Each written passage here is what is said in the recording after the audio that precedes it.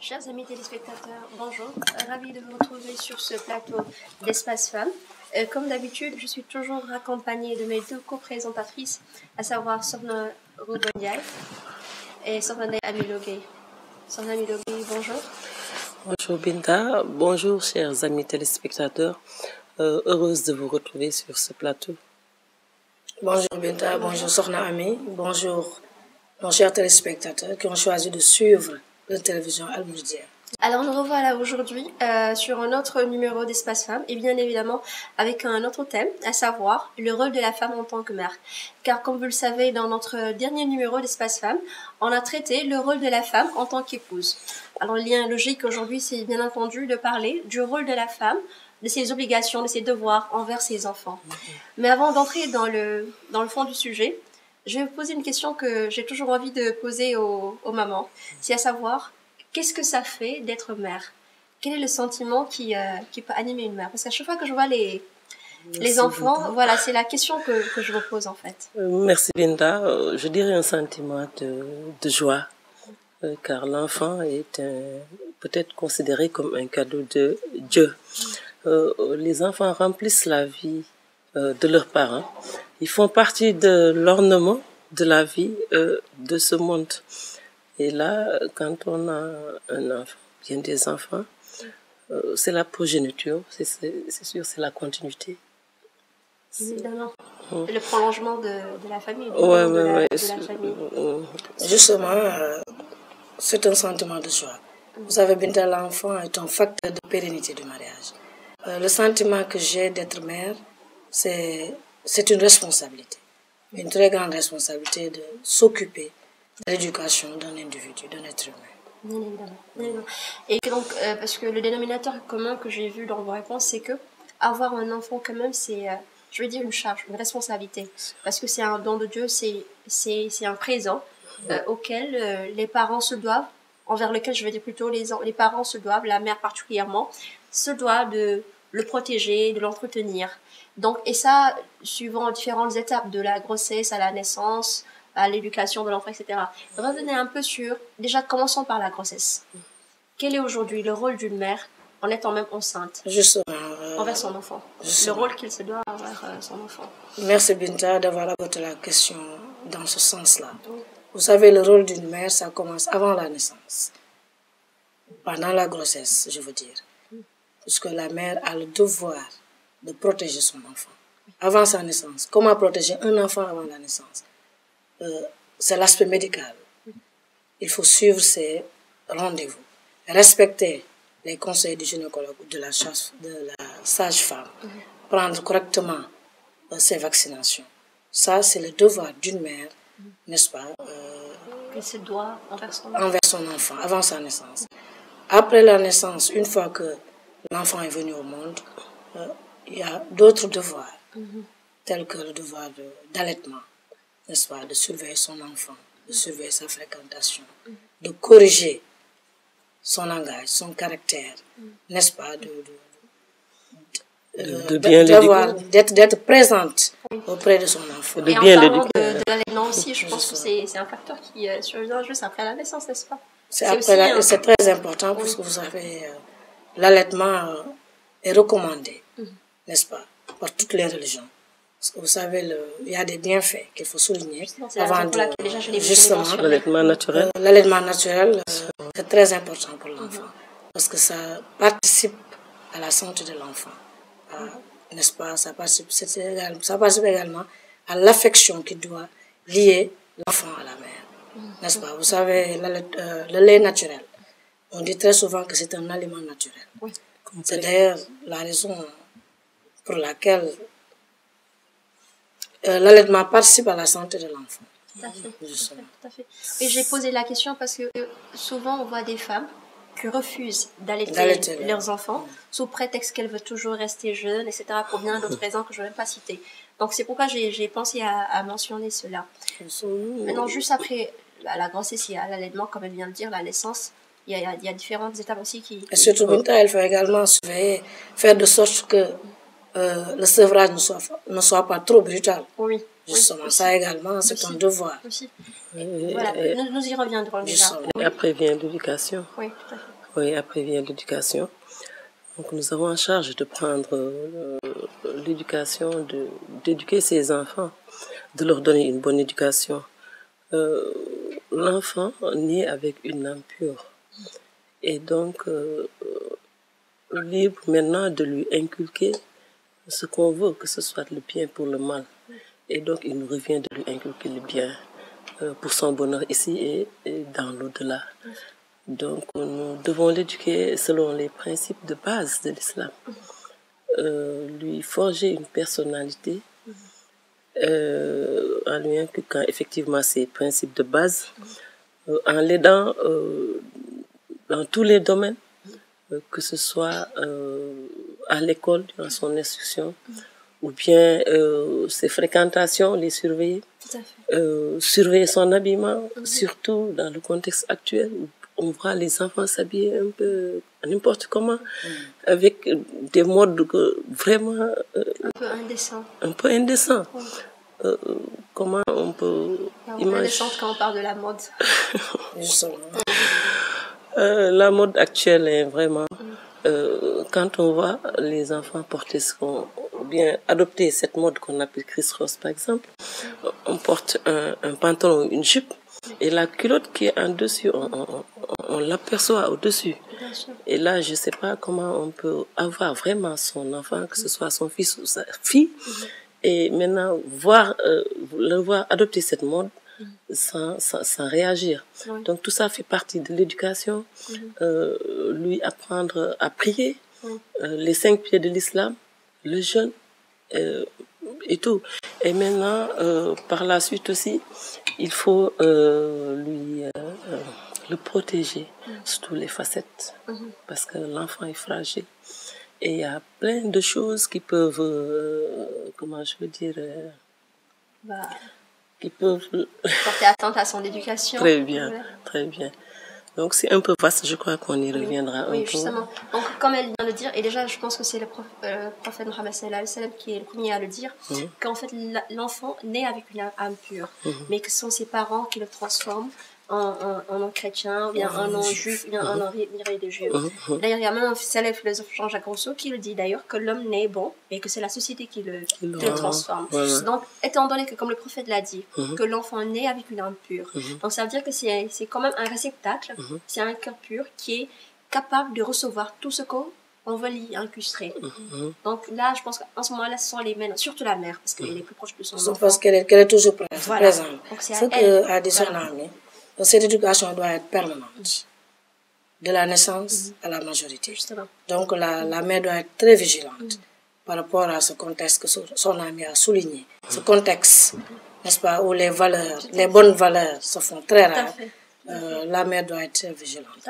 Mais également, elle doit, pour éduquer un enfant. Pas que l'éducation, il y a les médias, il y a l'environnement, d'une manière générale. Il faut corriger s'il le faut, mais il faut également encourager s'il le faut. Voilà. Et quand il parle de médias, c'est là où je voulais un peu en venir. Parce qu'imaginez que peut-être que nous avons, je vais pas dire nous, mais vous par exemple, vous avez eu plus de chance. À votre époque, les médias n'étaient pas aussi, n'avaient pas autant infecté notre vie. Mais aujourd'hui, je veux dire que les enfants, ils sont dans 2 systèmes qui sont carrément différents. Ils sont à cheval dans le système éducatif islamique, traditionnel propre à nous, et le système éducatif d'ailleurs, pour ne pas dire occidental, mais je veux dire d'ailleurs. Alors, comprenez un peu comment cette éducation va se faire, parce qu'il a tendance à aller vers l'autre système. Justement, il y a un conflit. Les médias, voilà. Il y a un combat très serré entre deux civilisations différentes, n'est-ce pas? Mais il y a également autre chose. Il y a un conflit de génération, n'est-ce pas? Ce que vivaient les anciens est différent de nous. ou de Binta, qui est plus jeune que Actuellement, nous, ouais. n'est-ce pas? Actuellement, il y a les médias qui... Il y a l'influence des médias. Il y a également les parents, nous y reviendrons, le désengagement des parents. Tout à fait, tout. tout à fait. Voilà, et comme elle l'a mentionné tout à l'heure en parlant de l'éducation, j'ai compris en fait que ce qu'elle voulait dire, c'est que il faut que les parents accordent plus de temps à leurs enfants. Bien sûr, bien sûr. Leur présence, leur disponibilité. Maintenant, revenons un peu sur cette femme, par exemple, qui va travailler, qui est fonctionnaire ou bien qui va aller travailler ailleurs, privé ou public. Mais il s'avère que cette femme rentre un peu tard chez elle. Comment est-ce qu'elle va avoir le temps de s'occuper de ces enfants-là? Ou bien les femmes qui sont immigrées aujourd'hui, qui sont dans d'autres pays et qui souvent envoient leurs enfants au Sénégal. Qui va s'occuper de leur éducation? Est-ce que vous pensez que quelqu'un d'autre peut le faire à leur place? Justement, ça dépend. Ça dépend. Vous savez, un enfant est cher. Sornami l'a dit tout à l'heure. On ne peut confier à son enfant, on ne peut confier son enfant à un homme, à une personne qui n'est pas une personne de confiance. En général, en principe, n'est-ce pas? Les femmes émigrées ou les femmes qui travaillent ont un devoir envers leurs enfants. Elles ont le devoir d'éduquer leurs enfants, d'être près de leurs enfants. Mais une fois qu'elles sortent de leur maison, il y a une chose qui se passe.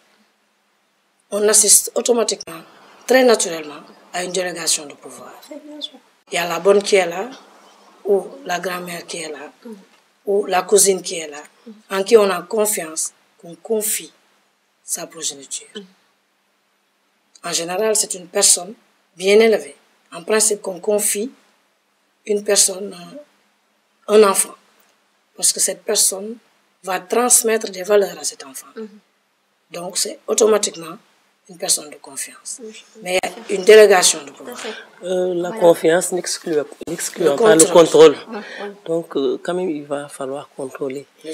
Parce que la femme doit avoir la conscience, doit avoir en conscience qu'elle doit assurer une bonne éducation à son enfant.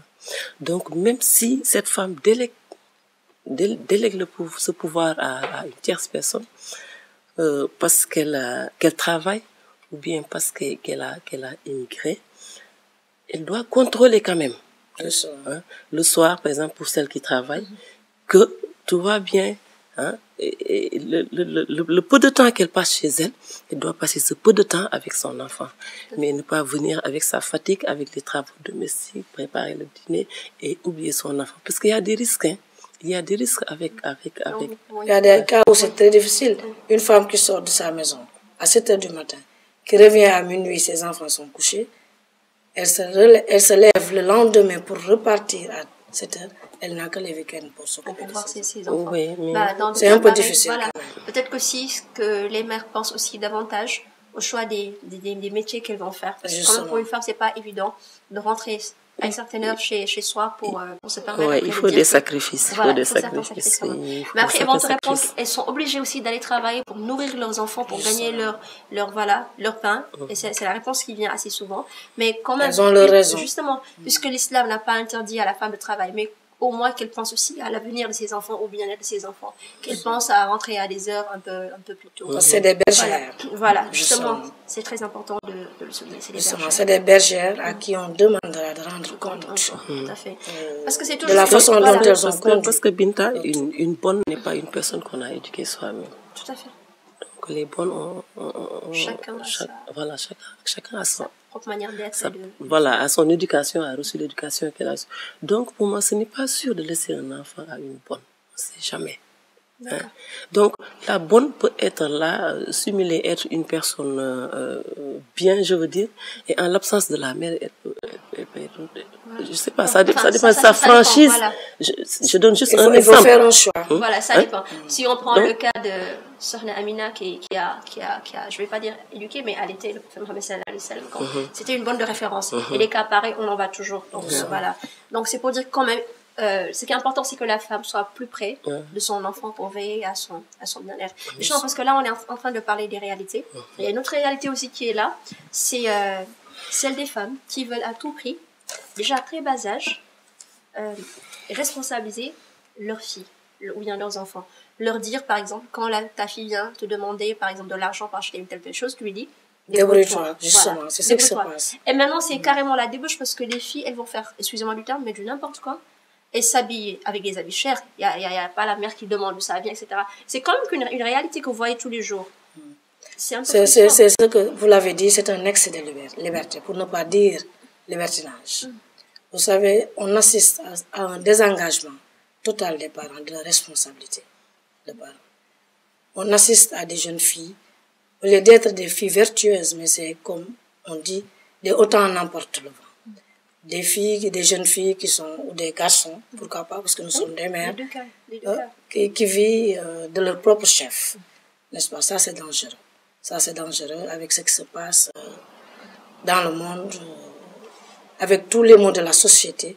Il faut mieux protéger les enfants au lieu de les jeter, comme on dit, Toujours dans la demander gueule du loup. compte. Parce que, voilà. Et il y a même des filles qui osent donner de l'argent à leurs parents. Les parents ne disent rien, bien au contraire. Et là, je crois que c'est la responsabilité qui est engagée. Parce que comme elle l'a dit, ce sont des bergers ou des bergères donc qui devront rendre compte demain du troupeau qu'ils avaient à mener. Et les conséquences ne sont pas toujours bonnes. Et c'est après, mais c'est après la mort. Parce qu'on les voit là avec ce qu'elles ont récolté, aussi bien les enfants que leurs mamans. Ici, je dis ici, dans ce monde, pour être plus précise, tu vois une fille qui est tombée enceinte.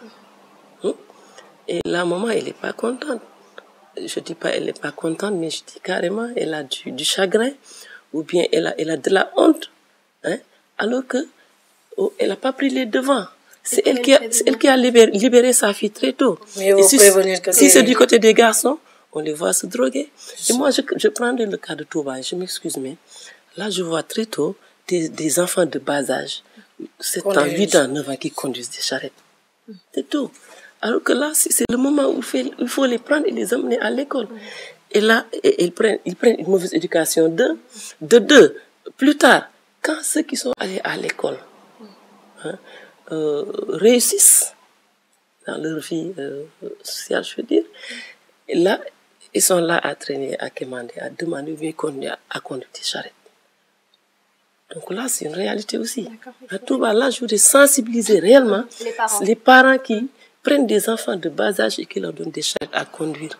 Qui leur apportent la dépense quotidienne ou autre chose. Nous allons revenir plus tard avec un autre numéro d'Espace Femmes. Pourquoi pas parler un peu du travail des enfants, je vais dire de la responsabilité des parents sur le travail des enfants, parce qu'aujourd'hui on sait que c'est banni par l'UNICEF, c'est interdit par l'UNICEF, mais on y reviendra plus tard dans d'autres numéros d'Espace Femmes. Alors pour revenir sur l'éducation, aujourd'hui, quel est le comportement qu'une mère devrait avoir pour s'acquitter de ses responsabilités, de ses devoirs, obligations vis-à-vis de son enfant. Car comme on le dit, la mère, c'est la première école, c'est le premier professeur. Quel est le comportement qu'il doit avoir, sans même avoir à parler, de par son attitude? Quel est le message qu'il peut faire passer à son enfant? Elle doit être vertueuse, n'est-ce pas? Elle doit être vertueuse, c'est-à-dire être une mère exemplaire, n'est-ce pas? Vous savez, vous l'avez dit, la femme est une école. Vous avez cité le cher, mais moi je vais citer Saint-Exupéry qui dit que la femme est une école dans une maison, et non une maison dans une école. N'est-ce pas? Qui dit école dit référence, dit éducation, n'est-ce pas? Dit transmission de valeurs ou conservation de valeurs. N'est-ce pas? Le comportement que doit avoir une femme, c'est un comportement religieux. Avoir une éducation spirituelle très élevée. N'est-ce pas? Une femme qui se lève très tôt le matin pour prier. Une femme qui travaille dans sa maison, comme il le faut. Une femme soumise à son épouse. Une soumission permanente. L'enfant est là, c'est un réceptacle. Il contrôle tout, il voit tout, il comprend. C'est une personne douée de raison. Naturellement, l'enfant va copier les paroles, les actes, le comportement de sa mère. Parce qu'elle est là, toujours. C'est la première école. C'est la vedette de son enfant, en général. Surtout les fillettes. Les fillettes pensent que leurs mères sont meilleures que toutes les mères du monde. N'est-ce pas? Donc nous devons faire très attention contrôler nos actes et nos paroles. N'est-ce pas? Être surtout des femmes très vigilantes. Exactement, la mère est le miroir de l'enfant. Donc l'enfant ne fait que copier exactement ce que fait sa mère. Donc comment une femme qui ne prie pas pourrait avoir un enfant qui prie? Tu ne pries pas, tu dis à ton enfant, il faut prier, alors que toi, l'enfant ne te va pas prier. La femme est le miroir. Tu ne jeûnes pas et tu dis à ton enfant, va voilà. Après tu lui dis que tu es malade. Voilà, donc, et fait que copier. Donc, il faut être une femme vertueuse, comme elle l'a dit. Hein? Il faut respecter les principes de base de l'islam. Il faut lui inculquer le Coran, les bonnes manières, la morale, la pudeur, la propreté, hein? Des tas de choses. Donc, quand on regarde, par exemple, dans la lumière des pratiques de l'islam, de son Mbacké, là, on voit qu'il a programmé l'éducation selon l'âge de l'enfant. Donc, là, il dit qu'il faut sevrer à 2 ans. Voilà, il faut sevrer à 2 ans. Donc, il dit, à 5 ans, il faut faire acquérir à l'enfant les bonnes habitudes. Hein? Donc, manger avec la main droite, se laver les parties intimes avec la main gauche, etc. Il faut dire bismillah avant de manger, de commencer toute action. S'abstenir de jurer, de se moucher avec la main gauche, avec la main droite, fermer la bouche quand on baille. Il dit à 6 ans, quand c'est un garçon, il faut le circoncire. Hein? Et il faut l'envoyer à l'école ensuite. À 9 ans, il faut l'isoler. Il ne faut pas que l'enfant couche sur un même lit avec sa mère ou bien avec des jeunes filles. Et s'il est obligé de coucher sur un même lit avec elle, il faut mettre quelque chose entre eux pour que les corps ne frottent pas. Donc, à 12 ans, c'est les pratiques religieuses, il faut lui inculquer ça et les règles de bienséance. À 16 ans, si le père a les moyens, à 16 ans, le père doit prendre une épouse à l'enfant. Et là, c'est rare qu'on fasse ça de nos jours. À 16 ans, c'est le père qui doit prendre à l'enfant une épouse. Et à 18 ans, maintenant, s'il refuse de prier et d'observer le jeûne, les pratiques de l'islam, il faut le présenter, c'est comme ça qu'il le dit, devant l'autorité compétente pour être exécuté suivant les prescriptions de la charia. Tout à fait. Donc, voilà. Maintenant, ce que vous venez de dire là, c'est important. Pourquoi? Puisque déjà, on commence ce que vous voulez dire, c'est Al-Umma Madrasa ou donc la mère à la première école. Mais c'est dire aussi que, quelle que soit la mère, c'est une école. Mais il y a de mauvaises ou de bonnes écoles. Parce que si tout ce dont vous venez de citer là, si la mère ne le sait pas d'avance, comment elle pourrait l'enseigner ou bien le transmettre à son enfant? Ah, c'est exactement ce que j'ai dit. Voilà, parce que quand on parle d'école, déjà, ça suppose qu'il y a un certain savoir à... Il y a toujours quelque chose à transmettre. Justement. Je l'ai dit tout à l'heure que c'est la femme qui assure la conservation des valeurs, mais en même temps, leur transmission. Oui. C'est l'école. Toutes les femmes sont des écoles, mais il y a de bonnes et de mauvaises écoles. Justement. Comment faire maintenant pour être une bonne école pour son enfant? Justement. C'est là la question.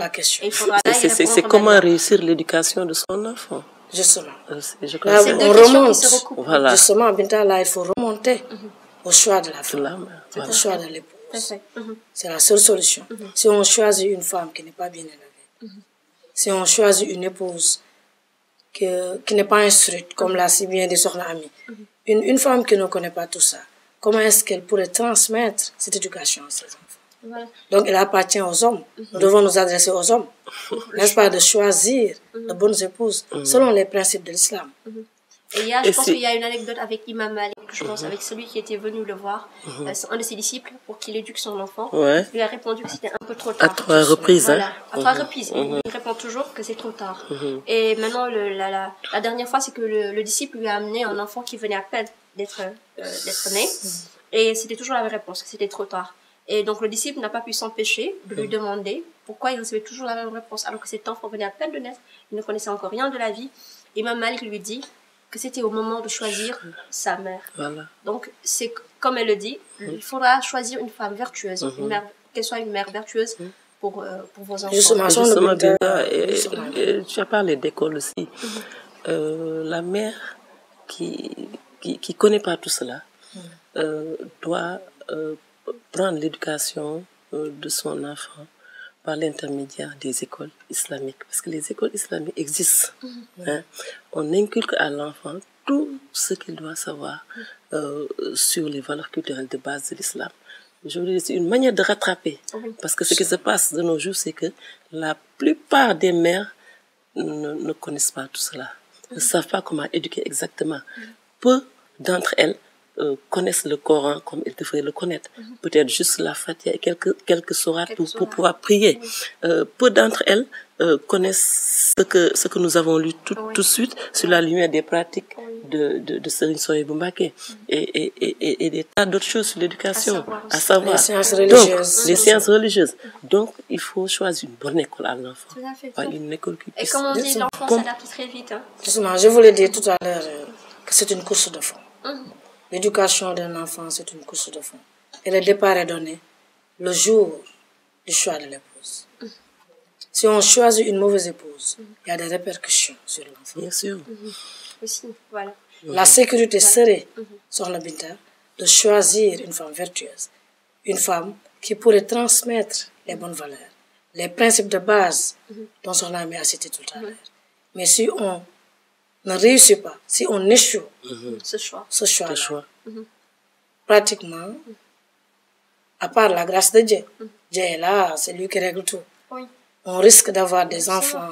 Parce que pourquoi j'ai pensé à ça d'ailleurs, c'est que déjà il y avait un célèbre dessin animé que les enfants regardaient souvent, c'est Mowgli, un truc comme ça. Ça parlait de l'enfant sauvage. C'est lui qui avait grandi dans la forêt. Parce que lui, tout jeune déjà, il n'a jamais vu ses parents. Je pense qu'il était avec ses parents dans la forêt. À un moment donné, il s'était perdu de vue. Alors lui, il est resté avec les animaux. Donc au final, il avait le même cri que les animaux. Il parlait comme eux, avec leurs cris et tout. Il marchait et courait à quatre pattes avec eux, comme eux. Parce qu'en fait, depuis qu'il est né, c'est ça qu'il a vu. Il n'a jamais vu les humains. C'est ça son école. Voilà, pour dire que, comme on dit l'enfant singe plutôt, parce que c'est le meilleur et le premier imitateur. Il imite tout ce qu'il voit. Donc c'est pareil aussi entre la mère et la fille, bien entre la mère et le garçon. Donc, la mère, elle ne fait qu'imiter. La fille plutôt, elle ne fait qu'imiter ce qu'elle voit, voilà, sur sa mère. Et même le garçon qui grandit parmi les femmes, en général, il a des manières de femme. Oui. Parce qu'il copie. Justement. C'est pourquoi Serigne Souhaïbou l'a souligné, vous l'avez dit tout à l'heure, de séparer les filles et les garçons. C'est l'islam qui l'a dit. Voilà. À un certain âge, il est interdit de se coucher sur un même lit. Voilà. Ça, c'est important. Donc, les parents devraient être très vigilants, n'est-ce pas, et appliquer les règles de l'islam selon les âges. Parce que vous savez, il y a les étapes de l'éducation. Et tout à l'heure, vous avez mentionné un point très important sur lequel je vais y revenir un peu. C'est quand vous dites que toute l'éducation de l'enfant repose sur le choix de la mère, qu'elle soit une femme vertueuse. Parce que j'ai vu les cas où, par exemple, la mère n'a pas eu la chance d'éduquer son enfant. Par exemple, elle est décédée juste à l'accouchement, à la naissance du bébé. Mais pourtant, l'enfant, je vais dire de façon très...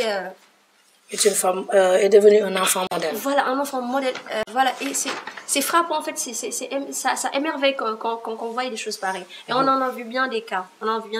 Et je vais en revenir tout de suite là sur un autre cas qui nous concerne spécialement aujourd'hui.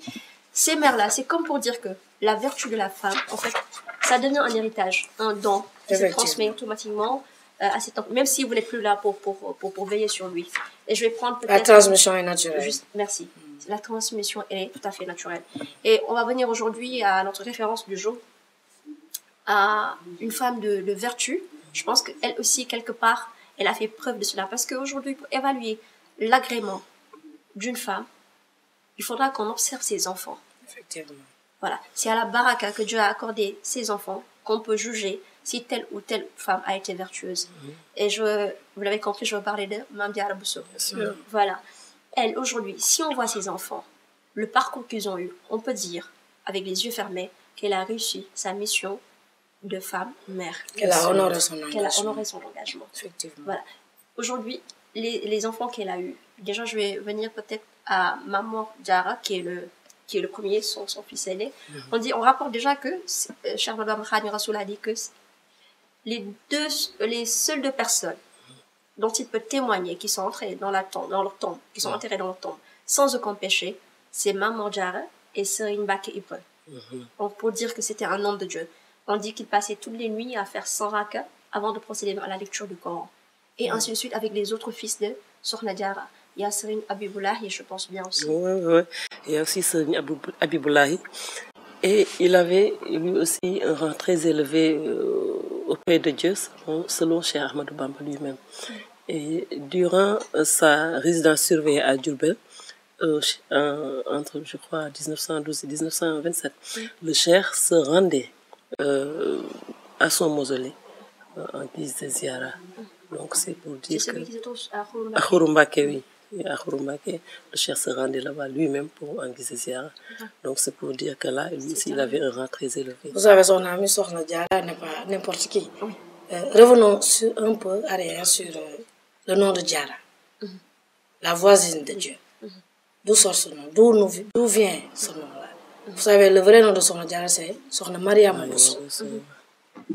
Sokhna Mariama Bousso. C'est à cause de sa grandeur d'âme, de sa sagesse, n'est-ce pas, de sa dimension spirituelle, n'est-ce pas, de cette somme de qualité qui a fait d'être une femme vertueuse, justement, voilà, à ce grade de Diarratullah, la voisine de Dieu. Donc, il n'est pas étonnant qu'elle soit la mère de Cheikh Ahmadou Bamba, Khadim Rassoul, notre guide, mais il y a plus ému que ça. C'est sa fille, Sokhna Fatima. Pourtant, elle n'a pas vécu longtemps. Elle est morte à sa tendre enfance, n'est-ce pas? Et pourtant, on tient de Cheikh Sidiya Baba, qui dit qu'il voyait des anges se relayer sur sa tombe, n'est-ce pas? Il n'est pas facile. L'histoire, comment ça s'est passé avec son décès? Justement, on dit, si je n'ai pas oublié, qu'elle a été volée par des voyageurs, n'est-ce pas, morts, si je ne me trompe, et elle est morte en cours de route, et ils l'ont enterrée, n'est-ce pas? On cherchait sa tombe, et c'est Cheikh Sidiya Baba qui a affirmé que ça devrait être cette tombe-là, puisqu'il voit toutes les nuits des anges se relayer, n'est-ce pas, pour rendre hommage à la personne qui se repose, qui est inhumée dans cette tombe.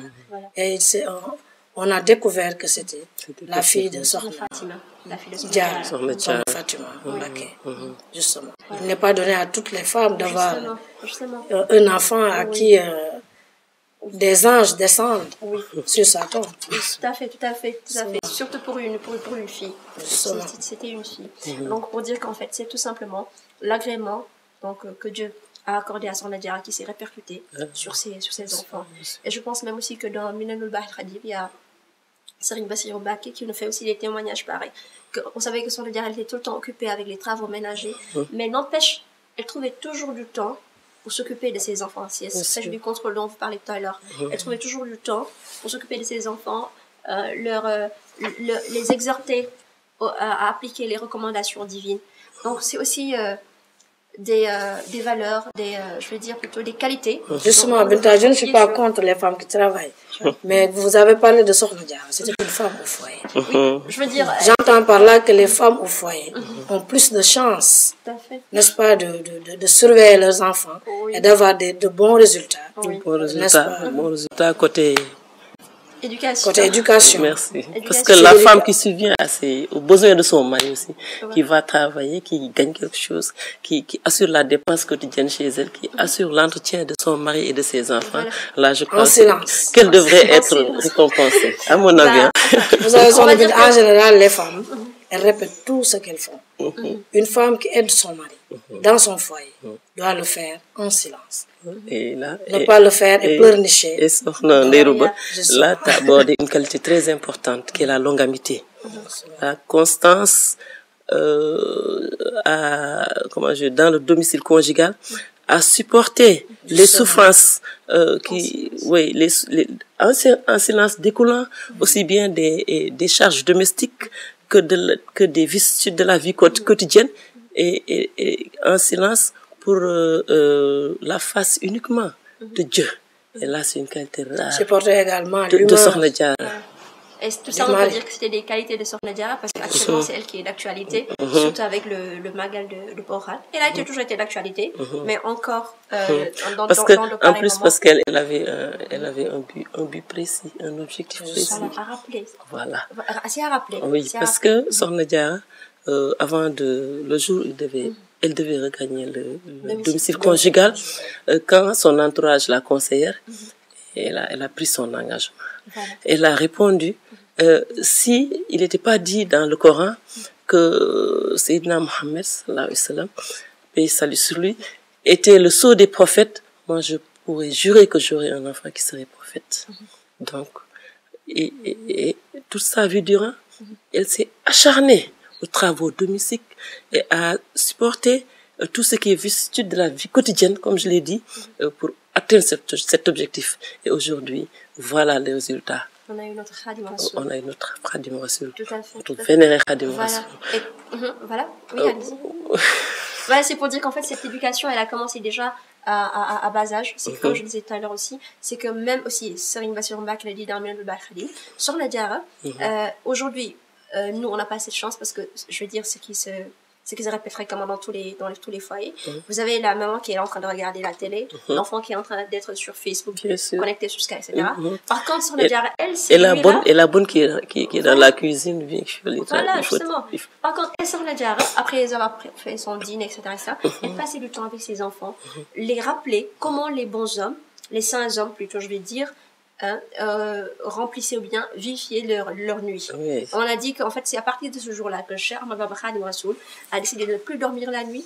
Toutes les nuits, il allait dans la forêt, il y a toujours l'arbre qui est toujours à Porokhane, tous les gens y vont pour faire du ziyar. Et donc, il y allait avec son chapelet et sa tablette de Coran. Et donc, il s'entraînait à la méditation et à la retraite spirituelle. C'est pour dire que même déjà à l'âge de 12 ans, Sokhna Diarra lui avait inculqué les bonnes valeurs. Justement, mais il faut revenir en arrière. Qui est Sokhna Diarra? Pourquoi, le jour où elle devait rejoindre le domicile conjugal, le réflexe qu'elle a eu, c'est d'ouvrir le Coran. C'est parce que sa mère était une enseignante coranique. C'était une femme vertueuse qui s'appelait Sokhna Astawal. Vous savez, je reviens toujours au choix de la mère. Ce n'est pas au hasard, ce n'est pas un hasard que Sokhna Diarra ait répondu que le prophète est le dernier des prophètes, mais elle va mettre au monde un enfant comme Cheikh Ahmadou Bamba. Et elle a honoré son engagement. Donc il faut, vous avez dit tout à l'heure que c'était naturellement, les enfants deviennent naturellement en général des enfants vertueux. Et Sokhna Diarra, c'est l'exemple qu'il nous faut avec Mastawal. Tout à fait. Et c'est très important la question, bien le réflexe qu'elle a eu elle-même aussi, de reposer cette question. Pourquoi Sokhna Diarra a eu elle aussi le réflexe d'ouvrir le Coran? Parce que c'était son compagnon en fait. Et aussi, elle ne disait jamais rien que si ce n'est d'une source saine. Elle, comme meilleur compagnon, d'une source sûre et saine. Sainte plutôt, il n'y avait pas mieux que le Coran. Oui, allez-y. Et je crois que là aussi, il faut préciser que même en travaillant, elle récitait des versets du Coran.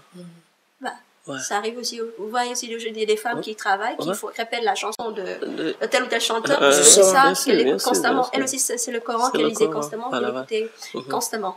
Alors aujourd'hui, c'est vrai qu'on a parlé de Sokhna Diarra et tout, mais peut-être juste pour revenir sur un cas, je vais pas dire sur un cas, mais toujours pour parler du rôle de la mère, parce que le rôle de la mère, c'est plus même au-delà de l'éducation. On va dire qu'elle accompagne son enfant même jusqu'au mariage. Je parle des mères conseillères, parce que les mères, à part le rôle de nourricière, éducatrice, elles ont aussi un rôle de conseillère. Aujourd'hui, elles guident leurs enfants pour le choix de leur femme. Si c'est une femme, pour le choix aussi de leurs époux. Justement, Binta, ces mères complices se font très rares aujourd'hui. Il faut accompagner son enfant. Vous l'avez bien élevé, vous l'avez bien éduqué. Mais elle est sortie de la maison pour aller rejoindre un autre domicile conjugal. Il faut de temps en temps, vous avez les moyens. Si vous ne pouvez pas vous déplacer, passez un coup de fil pour voir si tout va bien. Donnez des conseils. lui faire comprendre qu'elle a été bien élevée, bien éduquée.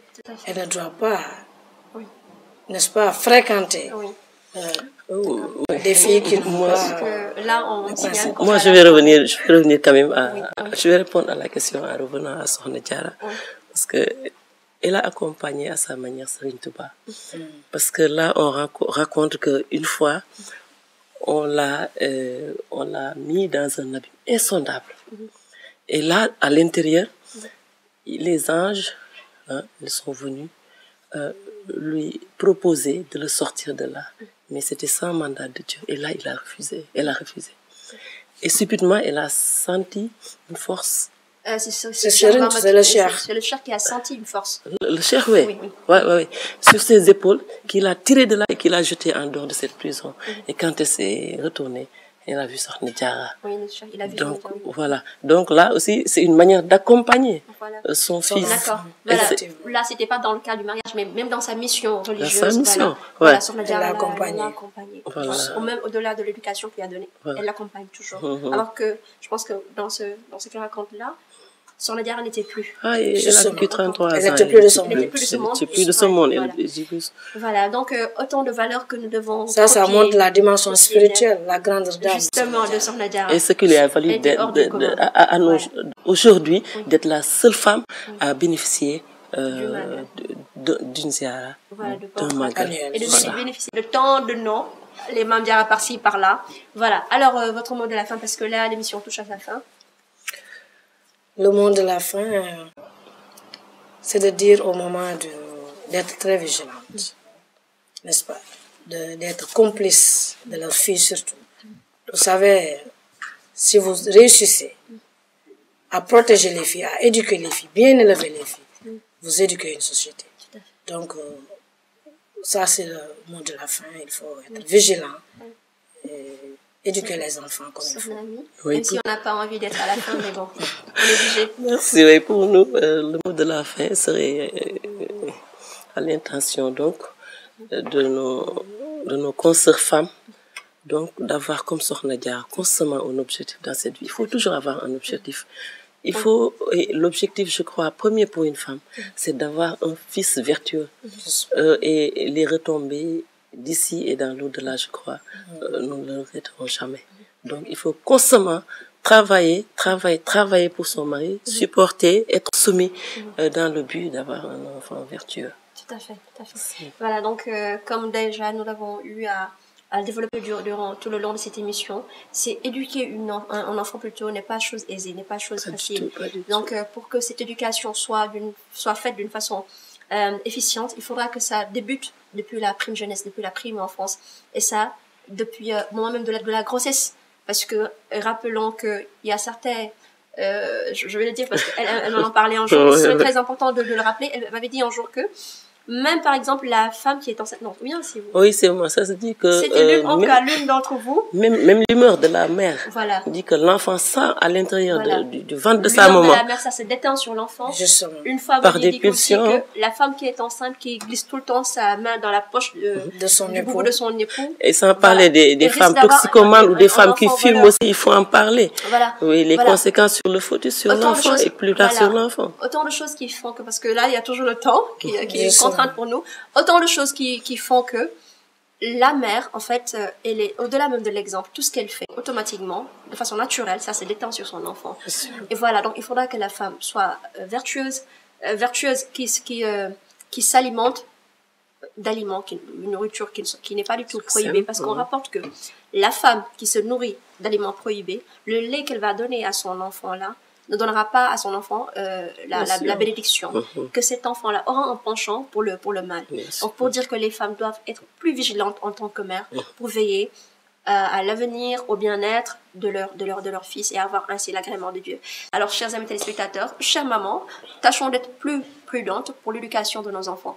Et c'est à ces mots que je vous quitte et vous donne rendez-vous dans un autre numéro d'Espace Femmes. Inch'Allah.